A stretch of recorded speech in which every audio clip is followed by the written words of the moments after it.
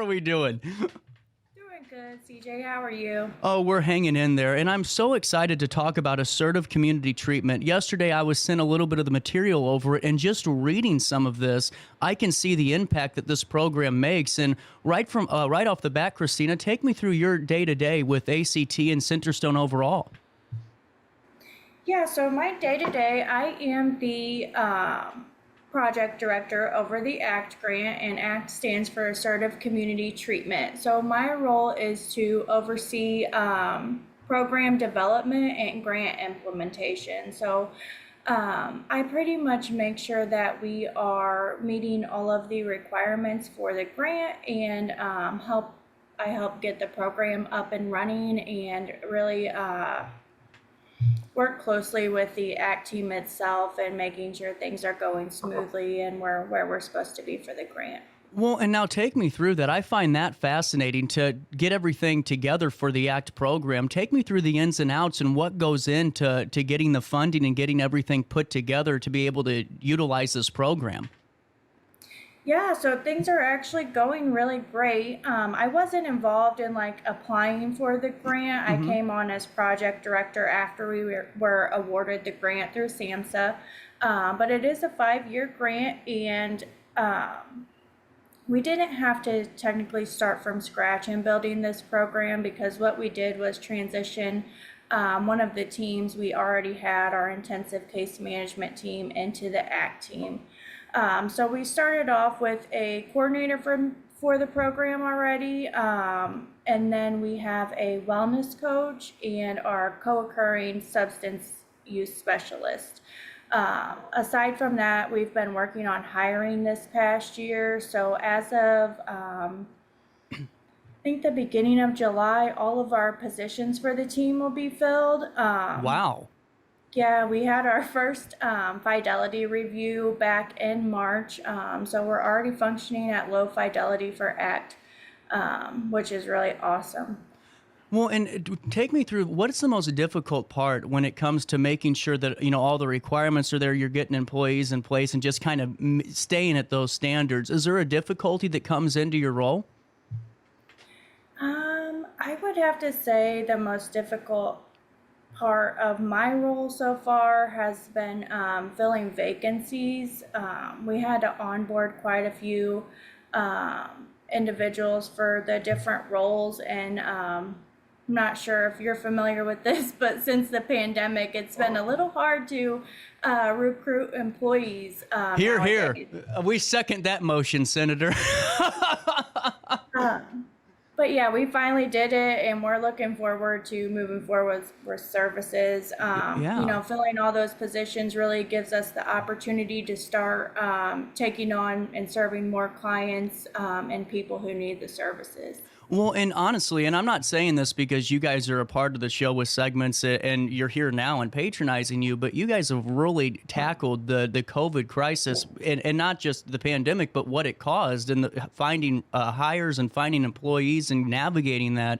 You guys really rose to the occasion, and I think that's why you're seeing the success you did, because during the pandemic, it seemed like Centerstone really hunkered down and focused on ways to grow during that, and it really seems like it's helping, Christina.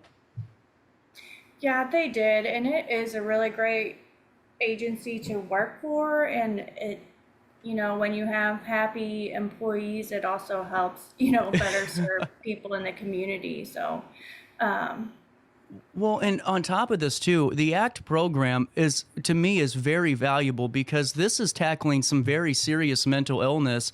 If you could, Christina, could you give me an overview of what the ACT program covers and who this serves? Because just from my reading, this is something that is very important for our region to have.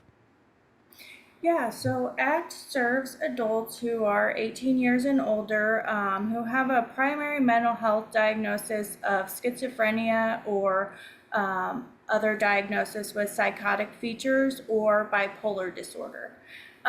They also have we look for significant functional impairments like inability to care for themselves or take care of daily living tasks on their own without significant help.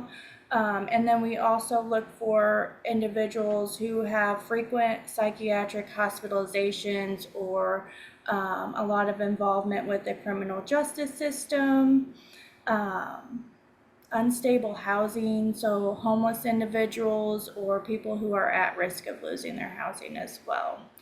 The ACT team is a multidisciplinary team, so assertive community treatment is an evidence-based practice, and it involves a group of team members that include a psychiatrist, a nurse, a co-occurring substance use specialist, a counselor or therapist, a peer specialist or wellness coach, and then a couple different case managers that help work with like supported employment, housing, daily living skills, managing finances, and things like that. So as a whole team, the ACT team provides a lot of different services. We meet people where they're at in the community. Now that we have our nurse getting ready to onboard, she can go to their home and provide medication management. She could administer meds where the client's at without them having to come into the office. And it makes it better for them to receive services where they're comfortable and not such a hassle to have to get out and come to the office. So, Well, one thing that really stuck to me, Christina, not to cut you off, was just this line right here.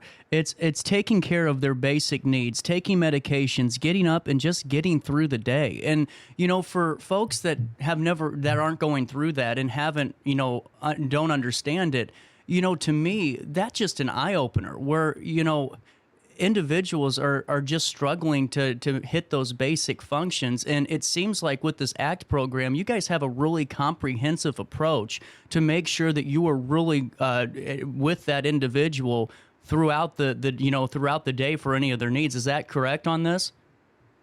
yes, we do. And one of the great things about ACT is the small caseload. So we can only have up to 10 clients per staff on the team that could carry a caseload. And what that allows, we can see these individuals several times a day, several times a week. At minimum, we mostly see them at least 3 times a week. So, if they have a health issue like diabetes or something like that and really need to learn how to check their blood sugar and take insulin, we could go there at each meal and help them navigate that and different things to just live independently.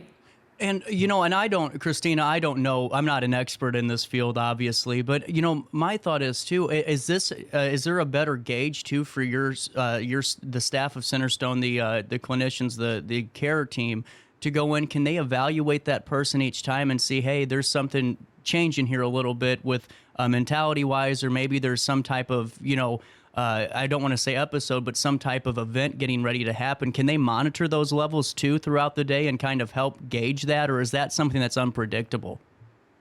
Yeah, definitely. So we meet daily as a team and we discuss every person that we serve. So if anything's changed, most people are seen, like I said, a few times a week. So we always have updates and are talking about their care and what happened at the last service and, what needs to happen at the next service. So it really gives us an opportunity to collaborate all together and better serve the Yeah. individuals. Well, and honestly, too, Christina, it seems like this is a great thing for the support system of the individual, too, that's, going through this. Because I could only imagine if, your loved one or your son, your daughter, whoever it is, your best friend or your neighbor is going through this and you're trying to help them. I'm sure it can get difficult for that support system to remember medications and check in, or even how do you have those conversations of, hey, did you take this, or is this going well for you today? And to have a team that's really knowledgeable on this, I'm sure that helps bridge that gap and make it a little bit easier on that support system too.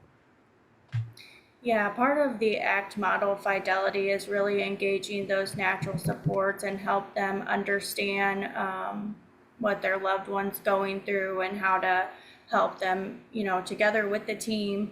And that's something we hope to build more on in the upcoming years as we're working through this grant, is really engaging those natural supports and getting the client support outside of the agency and with people that can help them, because a lot of individuals that we serve, they just don't have those relationship or Yeah. supports Yeah. too often. Well, and honestly, you hit on something that I never even would have thought of, and that's just taking medications and or for something that's not really a mental health related event, but even diabetes or any type of chronic illness. I couldn't even imagine, remembering medication if you're going through an episode or going through some type of battle, through your mental illness. And whenever you guys go in and start working with that individual, is that pretty common where maybe they haven't been taking the medications they really need to take for their diabetes or for any of their other medical conditions? Is that common? Yeah, unfortunately, Yeah. I would say medication is a big barrier for a lot of people. Some people don't understand why they need to take it. Some people don't like the side effects. So really, educating them on the benefits and how it's going to improve their health. We obviously can't, force anybody to take medication, but if they're willing, we can help them understand, you know, how to take it and when they need to take it and things like that. And how do the conversations go with the individual and the team? Because I could only assume that just even talking to somebody throughout the day and having somebody to lean on a little bit goes a lot further than we would think about just as a blanket statement. What are your thoughts on that? It definitely takes time. Mm-hmm. I would say the people that we're working with right now have most of them have been in the program. They're ones that transitioned from intensive case management when we received this grant. But we are getting new referrals, and the team lead kind of coordinates all of that process, and she makes sure to meet with the person themselves, and so they understand what's expected out of the program. And I mean, we really do dig into their lives. We're involved in all Yeah. aspects that they need help with or they'll allow us to be. So it really takes some building trust um, with between the team members and the people that we serve. So. Absolutely. And, Christina, as we keep going through the entire ACT program, what I think is important too to hit on is how do you guys plan to kind of evolve it? Because right now it seems like, you're hitting every stride you can. But after this run of the grants over with, is there some goals that you have as a team to kind of maybe update it, maybe find a new program to transition to? What are your thoughts on that?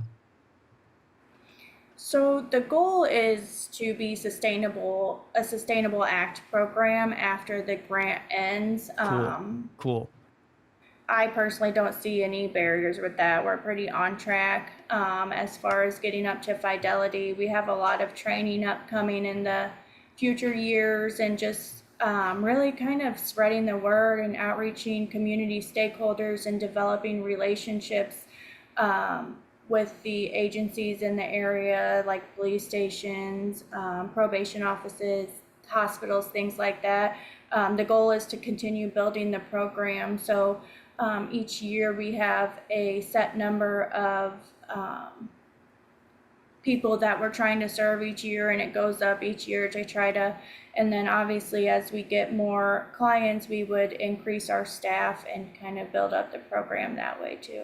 And honestly, I'm glad to hear that, because it seems like this is a type of program that could truly help so many people that are at risk or at need. And Christina, take me through the criteria. Who would qualify for the ACT program, and how does that individual start the process of seeing if they're a fit or if this program's right for them? Could you fill me in?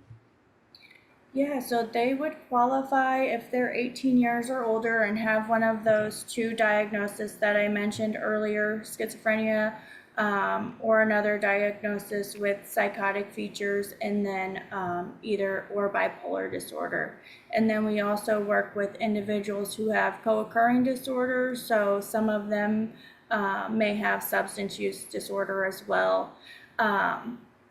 Other than that, the criteria must meet like those significant functional impairments with like the daily living skills and need support in that area. And then we usually look for them to have that frequent hospitalization, their frequent involvement with the criminal justice system, repeated evictions, um, and that kind of nature. We have a main line for Centerstone. I believe you have that already. They can always 1877 Hope 123. Yep. They can call that number and get into enrollment and get assessed to see if they meet criteria for the program, and it's just that easy. The process, once they get enrolled and assessed, our team lead would reach out to the referral source and just gather whatever information she need if anything was missing. And then she would reach out to the person themselves and kind of talk to them about the program and get things rolling that way, and meet with the team members and things like that. We also have a referral form for external referrals. So I've sent it out to like hospitals and probation. If they come across anyone who they think would benefit from the program, they can fill out that form. And we have an email address, cilactwest@centerstone.org, and they just send it over and we look it over, and the team lead would reach out to them and get the process moving that way. I know that I'm keeping you a little bit longer than I always tell everyone 15 minutes with Centerstone, and here we are still talking. But Christina, this is so important and for such important information to have. And my thought is you never need to know it until you need to know it. So why don't you know it ahead of time, at least to get an idea? And I'm looking through just some of the services that you all provide through the ACT program, and this is amazing. Vocational and educational assistance, healthcare education and linkage, money management, and entitlement assistance. And what I think is unique about this program is the individualization of it and how it really is tailored to that person. So is that kind of meaning that, one individual might need all of those services I just described and the other one might only need one or two? Is that kind of how that works? Yeah, definitely. Every person is different in what areas they need help or want help with. Yeah. So yeah, we work on resume building, applying for jobs, anything from teaching them, how to clean their house, how to cook, eating proper nutrition. We advocate at doctor's appointments, so we attend a lot of both psychiatry and physical health appointments with them, so they can understand and communicate with doctors better. That's huge. But yeah, we manage some of their Social Security if they need help, like managing their finances to keep housing, pay their bills, things like that. So a wide variety of services. And that's why I was just reading last night and then I read again this morning before we started our segment, and I was just blown away because this is something that could truly, so many people just need that guiding hand, it seems like, because it's not, because it's, impossible, but just because it's always good to stay in that lane, keep focused and keep moving forward, and to know that you guys are that constant guiding force for that individual is amazing in all these programs. And wanted to ask you just to touch on the substance use disorder side of things briefly. And I'm not, like I said, not an expert on this. Don't mean to put you on the spot, but are some of the psychological disorders, the schizophrenia, are some of those induced because of the use of narcotics, or is that just a side effect of the drug? Just curious from just a thinking out loud standpoint. Honestly, I'm not a clinical expert or anything like that, and I think it really just depends on the person. I think it could be, the psychotic features definitely come from the mental illness sometimes, and then like you said, sometimes it is the drug causing those features as well. And I think it's really hard to tell until you're working with the person for so long and kind of getting a gauge of where they're at and their symptoms and things. Absolutely. And thank you. I didn't mean to put you on the spot like that. But Christina, I also wanted to ask you about the graduation, quote unquote, process of this program, because it seems like there isn't a set time limit on this. It's going to be at their pace. Is that correct, or is there more to this? No, so they can be in the program as long as they need it. So this program, it's basically the most intense services people can receive outside of like a hospital or group home setting. And I think it really depends on the person's goal. Like if they want to live independently without any support and that's their goal, there are ways to get there and help them. We have another program at Centerstone, our health home program, which is similar, just a little less intensive than ACT. And we do ongoing assessments with the clients, like you said, the person-centered planning, comprehensive care. We're constantly talking to them about, what their goals are. So if that's something they're wanting to do, and the team member and the person we're serving feels like, hey, I'm doing okay. I don't need to see you several times a week, but I don't want to be without services at all. We can kind of step them down and make sure that they're doing well in that less intense program. And then, eventually they'd work with them until they can be independent. But maybe they can't do that. So we would just serve them for as long as we can, as long as they're willing to let us. So That's incredible. And now, as we talk about the onboarding process as we're wrapping up, what does that look like? And how many? Right now, if somebody's going, this actually sounds like something I need to utilize or look into. Is there any openings, or how does that kind of look ballpark wise for being accepted into the ACT program?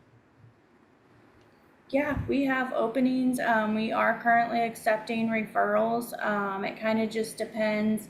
Our goal for the grant for year one is to serve 30 people. I I don't know if this is accurate, but we were around 17 or 18. Um, so we still have quite a bit of room, but like I said, that is mainly due to the staff shortage and filling those positions. We want to make sure we have enough people to work with the people that we're trying to serve. So, but we are taking on referrals. So. Really cool. And Christina, going forward, is there anything that I haven't hit on with the ACT program that we need to dive into? I just want to make sure, because I wanted to cover all of this because of just how comprehensive of an approach it is, and really paints the picture of Centerstone being there when we need you guys the most. Is there anything I'm missing?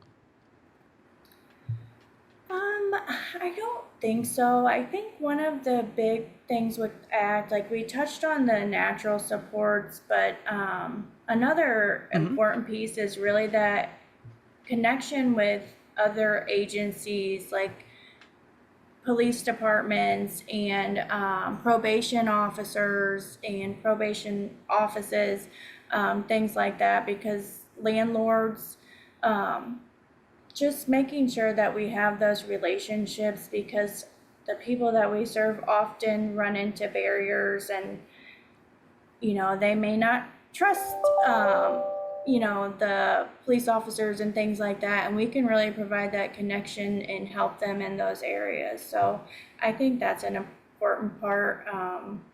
We serve Yeah.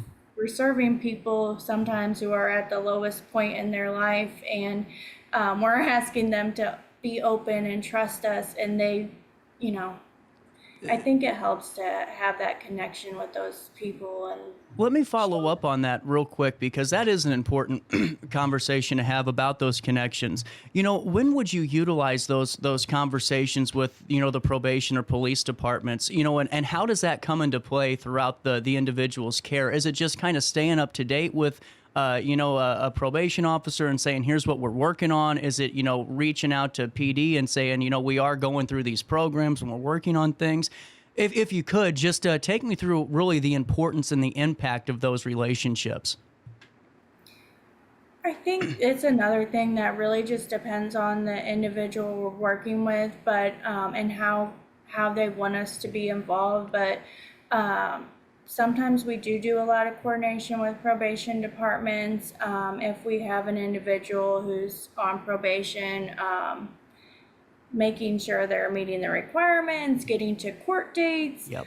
Um, Yep. and it kind of helps, sometimes if they see they're in treatment and they're trying and things like that, just having that communication with them kind of helps the client to like a smoother transition through the process. Police departments, like I said, some of the individuals we serve are homeless, or they have like repeated incarceration. So if they know that, they're trying to get help or working through these things, we can kind of communicate with them. ACT has, well, it's assertive engagement. So sometimes we can't locate the individuals that we're working with, and we'll call around to hospitals or police departments to try to get a hold of them. We contact the natural support. So we don't just close them out because we can't get a hold of them. We really want to make sure they're safe and getting appropriate care. So we like those relationships for that reason as well. That's just incredible, Christina. And it's been a pleasure speaking with you today. And I'm so glad that we had this conversation. And, the backstory to getting here was a little bit fun and just kind of laying it all out. But I appreciate your patience, and I really enjoy speaking with Centerstone. And I love what you guys do. Keep up the great work. And you at home, if you're looking for a fresh start on the road to recovery, a life free from addiction is possible. And it starts with Christina and the folks over there at Centerstone. Centerstone's a national leader in mental health and substance use disorder treatment for people of all ages, with a commitment to delivering care that truly changes people's lives. Centerstone's clinicians use evidence-based practices in those treatment programs, meaning the recovery care plan is developed for you based on the latest science. There's so many unknowns on the road to recovery. Christina, you know that, especially, at Centerstone, and we all know that. But one thing you can know for sure is that Centerstone will be that constant guiding force for you on your recovery journey. Addiction can happen to anybody, but the good thing is, so can recovery. So start working towards your recovery today with Centerstone at recoverwiththis.org, recoverwiththis.org, or by calling 1-877-HOPE-123. Christina, thank you so much for your time. Thank you, CJ. No problem. At 9:48, a little bit of change. We'll take a quick break and wrap up the 9 o'clock hour right after this.